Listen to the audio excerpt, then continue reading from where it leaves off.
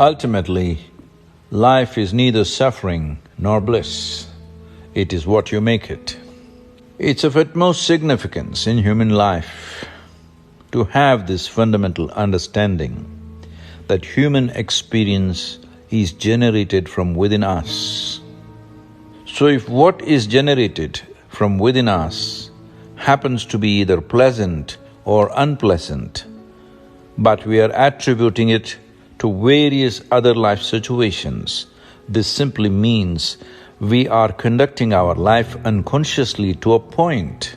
We do not know what we are creating.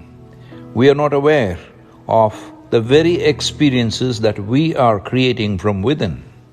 Being blissful or in a state of suffering is not a natural consequence of your birth or life situations in which you have landed. It is a consequence of the way you respond and experience these situations. This is why karma is very important.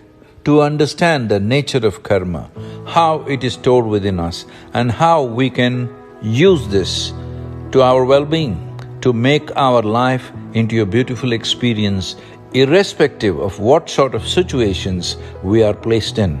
This is what karma means. That means you determine the nature of your response and experience to all that happens to you.